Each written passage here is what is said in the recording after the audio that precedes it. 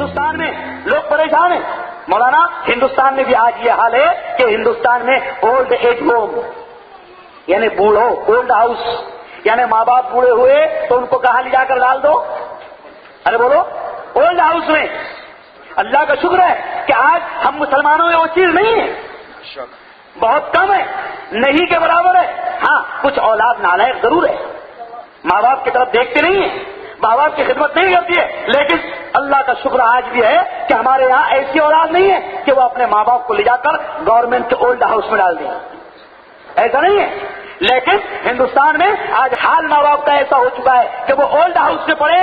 تاریخ ابھی ایک اخبار میں واقعہ آیا تھا کہ ماں باپ اولڈ ہاؤس میں پڑھے, گورنمنٹ ان کو پال رہی ہے.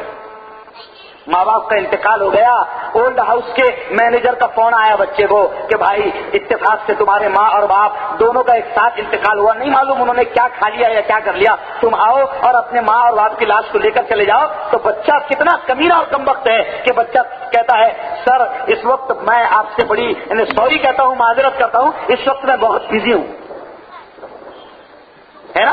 تو وہ کہتا ہے مینیجر کہ پھر آپ کب آؤ گے, شام تک آ جاؤ گے؟ تو کہتا ہے کہ نہ میں 2-3 دن تک بہت بزی ہوں, آپ ان کے جلانے کا انتظام کر لو, میں آ کے بل پے کر دوں گا, ہے نا. لیکن ہمارے آقا نہیں, عورتوں کے مقام کو, ماں باپ کے مقام کو اور بڑوں کے مقام کو ہمارے آقا کتنا پیارے الفاظ کہتے ہیں کہ من لم یرحم صغیرنا, کہ جو ہمارے چھوٹوں پر رحم نہ کرے, ولم یعقر کبیرنا, اور ہمارے بڑوں کی عزت نہ کرے, فلیس منا, تو وہ ہم میں سے نہیں.